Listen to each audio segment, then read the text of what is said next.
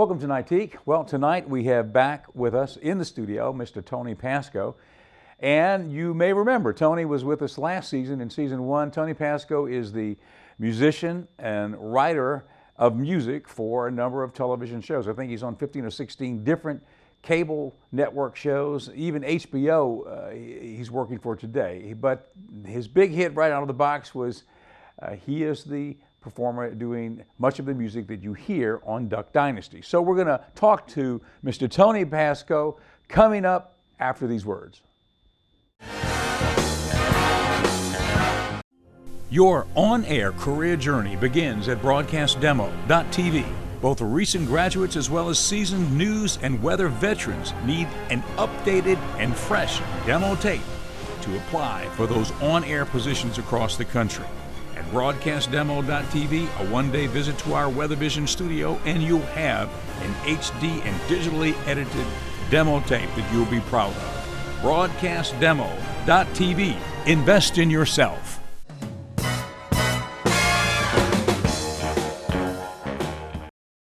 Well, Mr. Tony Pasko. Tony, welcome back. How you doing? How you doing? Thank you for having me back. It's good to see you again. I appreciate it. All right, so in Meridian, Mississippi, you are producing the music, much of the music in Duck Dynasty. And how many other shows are you on now? Well, there's 17 altogether. 17 different programs TV that you're shows. doing the music for. Yeah. Yeah. Now, who would have thunk that? I know. I mean, not me. I mean, not you at know, all. usually you would think that the music that's going into soundtracks might be developed in L.A. or New York, where the program is being shot and edited, but they're importing it via FTP, via the internet from you here in Meridian. And how it started was because the Duck Dynasty was being filmed in Louisiana, just a few hours away from Meridian. That's kind of, they wanted something that was more local, the music. And that's when I told you before, they sent me the email saying music from where you live.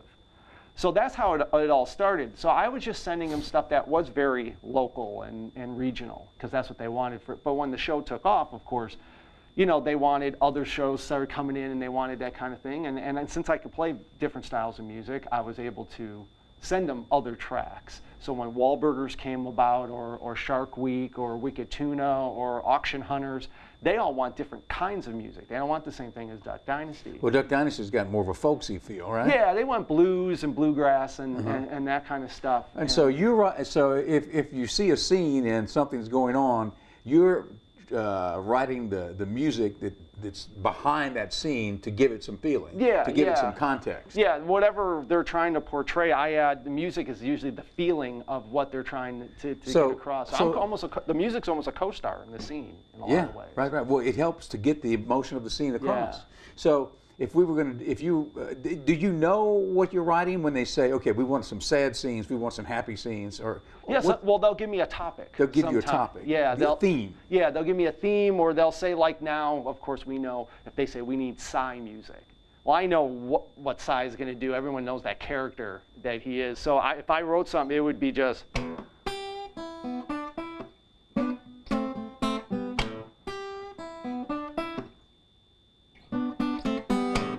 You know, with those off times and those little pauses in there, because that's what ends up fitting into the scene.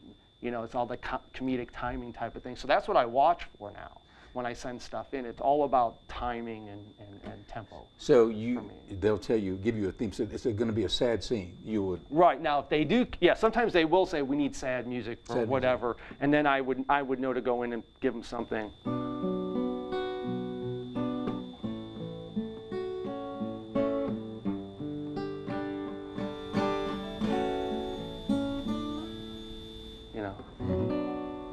Short, real pretty, you know, that kind of stuff that they can lay behind, so whatever dialogue's going on, you know, that sets kind of the mood. It's just like a film. I mean, the soundtrack, it makes it. Yeah, somebody said to me one time, because I never paid attention to any of the music on TV or anything. Well, you know, most of us don't. And now I'm proud of that, because when the music's done right, you don't notice it, because you're caught up in the feeling of what's going on. That's the genius, I guess, of it. And the editors, they know how to pick which ones and they put it where. But from my standpoint of writing the actual music, you have to be very direct and very literal. You don't have time for intros and then build up into this thing. You got to give it to them, because you have a second.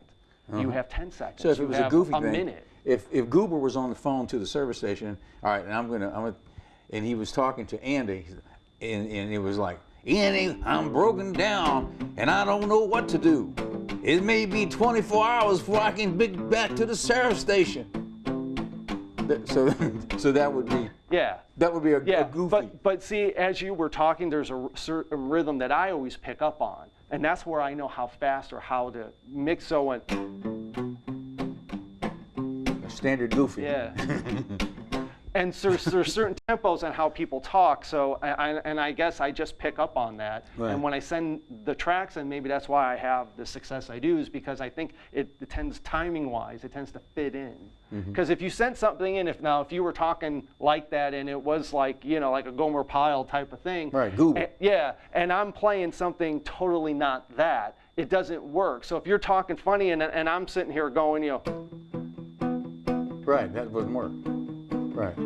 It does. It's not that you miss the whole. That doesn't seem funny. But as musicians, when we're learning how to play our instrument, we're not taught funny or sad, or we're taught major and minor, and So for me, I don't consider myself very knowledgeable in music theory. I think I have a working knowledge of music theory, but I think when I know, I think I'm one of these guys where I know what to use, what I have. The little bit I do have, I know how to use it very well. So it's not a point of saying, like, you learn your major scale. Some of these guys know them better, 100 times better than me, but I know where to put the major and where to put the minor and how that portrays maybe as feeling.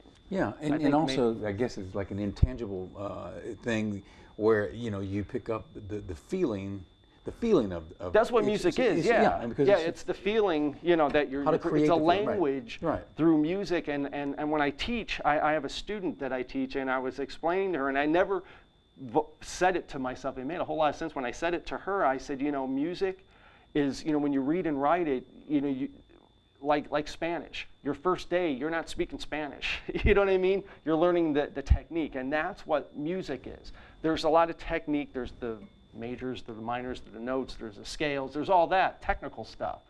But once you get past that, it's not like you can speak and communicate or put feeling behind it or have a conversation. I think I'm good enough, I know enough music theory now where I can have a conversation musically. Right. And I think the success I've had with TV and the reason why I think I can do what I do is because I think I understand that as far as the tempos and the rhythms. So Duck Dynasty was the first one out of the box. Okay, and you had success with that, and the show became a hit. And then what happened? Someone called. Well, and then that production company, of course, they do more than one show. So then they were like, well, hey, now we need music for Wahlburgers.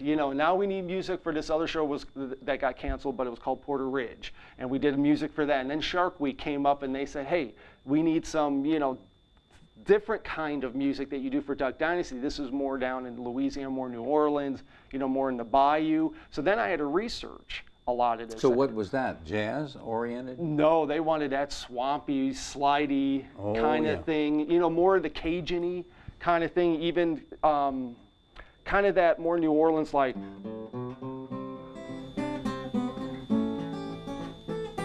More to ragtime, more of that ragtime, kind of thing, yeah. So, which is different from the other blues stuff that I was doing, whereas the Duck Dynasty. And the one in Boston, the one set in Boston. Tell us about that one. And then, so for Wahlburgers, again, they want more of that East Coast rock kind of thing. So it's more.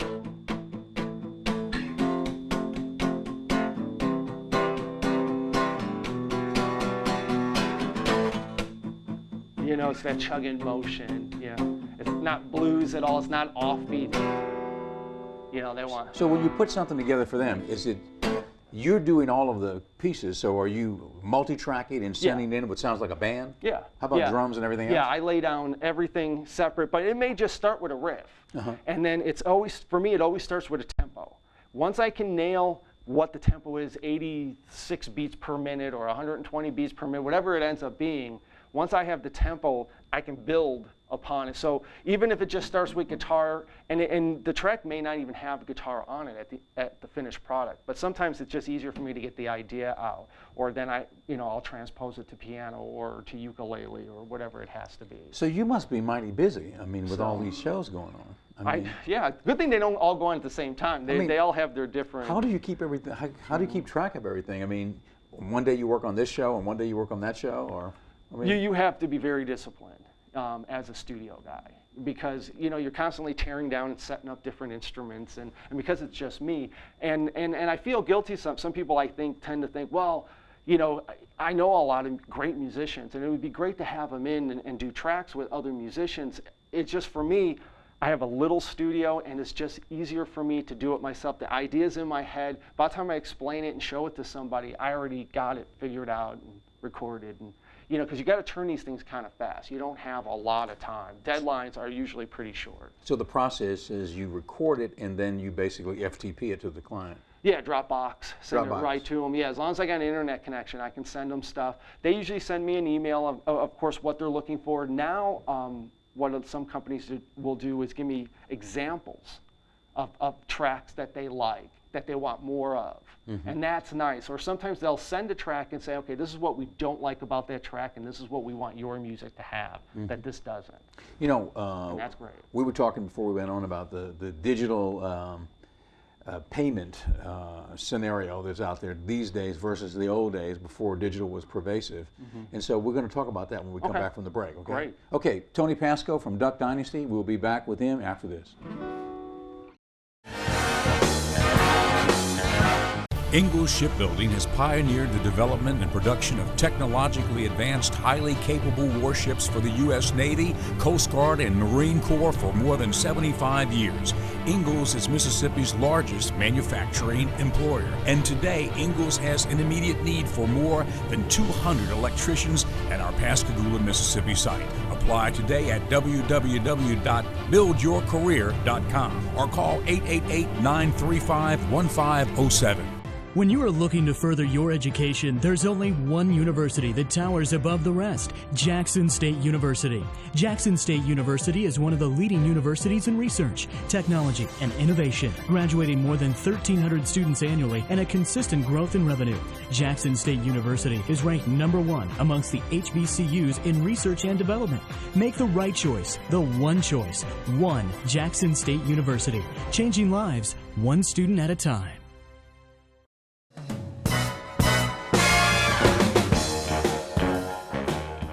We're talking to Tony Pasko, who is the writer of the music for Duck Dynasty and a number of other television shows, network television shows. He lives in Meridian and he works out of Meridian with all of these programs across the country. Duck Dynasty was the first big hit that you had, right? Yeah, that was the first time. I mean, like when they contacted me, A&E just picked it up right before their second season, and the email I got, they told me it was a hunting show. So I'm thinking I'm writing music for hunting guys, and as you can tell, it's not really about hunting or so much more about the family now. But yeah, when that grew and that exploded, of course, we got a lot of attention through me, my record label, and all the other writers and stuff. So they kept asking for more stuff, and other production companies took notice, and then they started asking us for tracks. What about film? I mean, does this dovetail into writing music for films? I have had a couple of film things. I had a documentary I just finished up on for HBO, and I hope that's going to air soon, and then that'll be really cool. So that was your first work with HBO? That's great. Yeah, that's going to be really cool. And I had an independent film. I had some music on an independent film that was at Sundance Film Festival, and so it's growing into that a little bit. I was looking back. I was telling my wife, I'm like, it's really only been 3 years since I started with Duck Dynasty. I mean, we just finished season 8. We're going already into season 9, and it's just these shows. Some of them have been canceled, of course. They come and go, and there's going to be new ones starting that I'll start doing music for. And it's just this thing just keeps rolling. It seems to be opening some doors, and I seem to be growing with it. But it's a niche in the market, and I try to tell other musicians, get into it, try and do it more. But it's a totally different focus than how we were taught as musicians. You put out a song, you this and that. You have to think of this as a business. You got to kind of remove your ego, the rock star ego that we want to have, and you really have to focus that this is a business, they're the client, they need a product from you, and they need it a certain way for it to work. And if they like it, they pay you, which is a good thing, and it's a double-edged sword. And how we're compensated. It's so collaborative, you know, the film and the television business. I mean, you are the music writer, okay, and then someone else is the script writer, and then an editor, a magical editor comes in and figures out how to put the two together and make it flow, and then the director is on top whipping you know, cracking the whip saying, wait a minute, cut, I want to do, and you know, and then the cinematographer, everybody is jumping in to create a final product. It's amazing, isn't it? It is, It really is. especially with network TV or, you know, with the shows on cable, then you have the networks coming back and saying, we need you to cut this, we don't like that. Or on top of that, you have the network, then right? they re-edit, and then you're going to do a final edit before it even airs. Yeah. So I don't get to see anything until it airs for the first time. So I have no idea. The digital revolution, let's say, okay, it's affected everything, and to a great extent, it's affected music. The music huge. industry. I mean, it's like we can't find a record store anymore because of there's no need for record stores, I guess, in the practical world, because you can hit a button and download the music. So it sort of eradicated that industry. It did. Along with so many other components that we knew in the past in everyday life, but in music, seems like more than a lot, it affected that industry.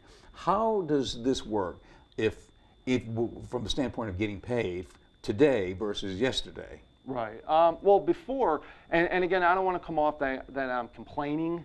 You know, that I'm very grateful for the new age that we have in music and with the internet and everything. It's really open. It's given the world to musicians. But you know, there's two sides, and right now we haven't figured out a happy medium yet in the music industry, in my opinion.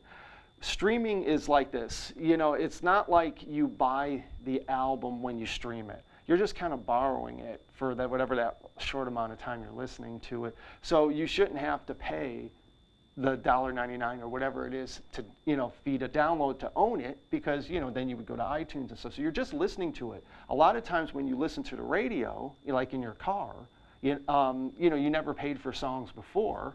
So you figured, well, they got compensated somehow. It's radio airplay, you know, and a lot of it's marketing because they want you to go to their concerts and buy your records and do those kinds of things. But now, since it's digital and it's on your phone, it's right there. You have constant access. So you have to pay fees, of course, to have access to these jukeboxes and these streaming services. You know, you pay a monthly fee and you got 20 million songs right there.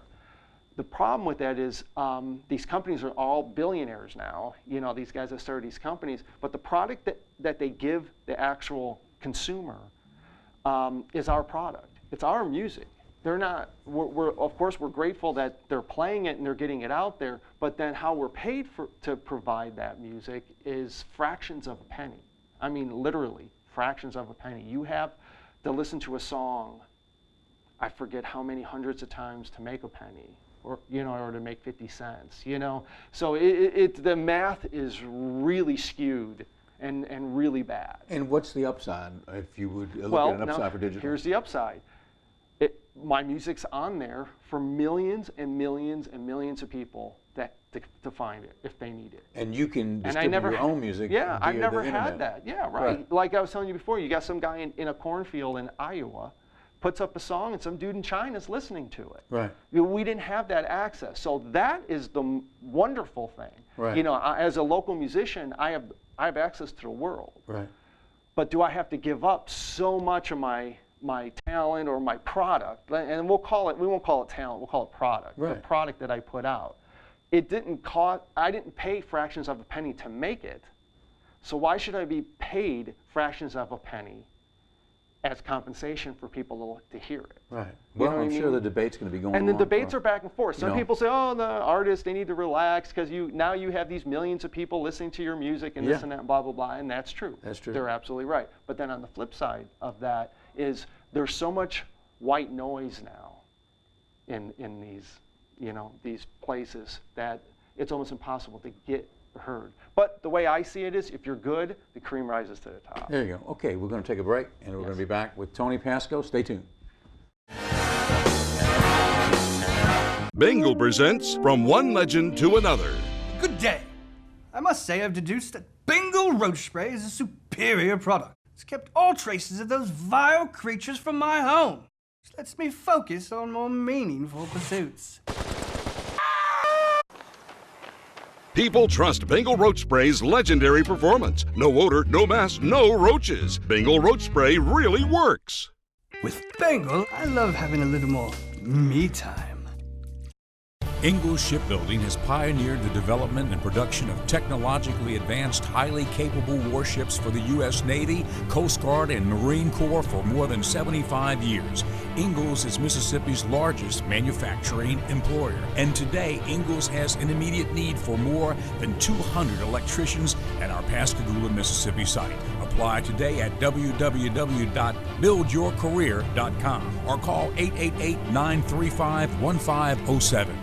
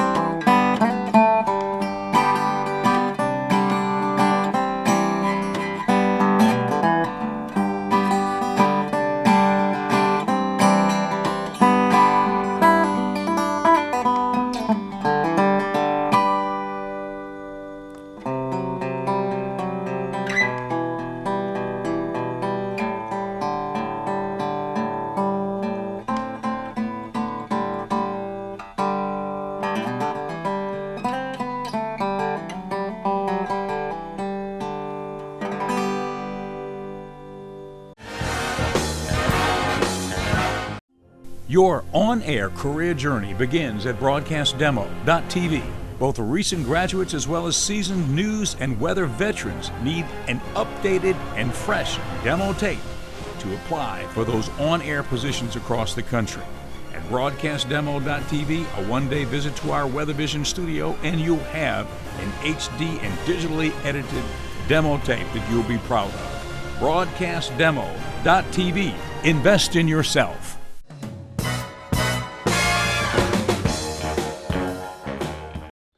We're talking to Tony Pasko here on Nightique, and Tony is the person writing the music for a number of television shows, the Duck Dynasty, among others. And you're doing this from Meridian via FTP back and forth to the networks. That's right. Do you still perform live? I do. I just gigged last night. I really enjoy, going out and playing, because that's what I did first. That was my love.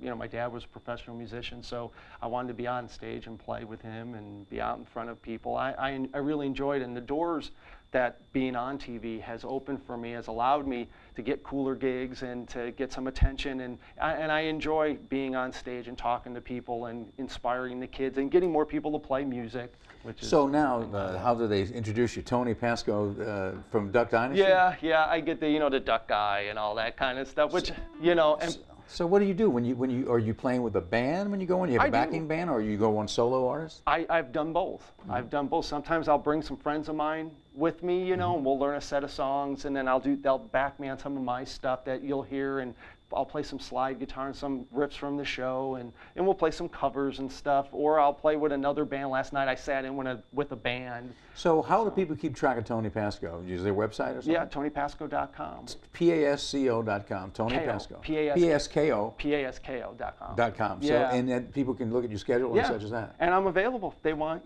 throughout the state. If you want me to come out and play a fest, play There a you go. church, play a school, play whatever, There you go. Well, we're on, and send me an email. we've been on, thankfully, of course, JSU here Yeah. in Jackson, Awesome. and we're on Meridian in Hattiesburg, and we recently got on in Tupelo, Columbus, Starkville on Great. the Mississippi station, and just this week we are now on the Fox Delta Fox. It's the Fox 10 station in Greenville, Greenwood. Wow. So we have just Yay. about state coverage. So Congrats. hopefully somebody out there will say, "Hey, I want to get Tony." Go to TonyPasko.com. Yeah, you can and see if you more. need me, just do some acoustic stuff, I could bring a band out with me. There you go. However you want. Okay, good. All right. Well, thank you for being with us. Thank you. I appreciate And it. good luck with everything. We'll have you back soon, okay? Okay, thank you. Okay, Tony Pasko, thank you for watching Nightique, and we'll see you next time.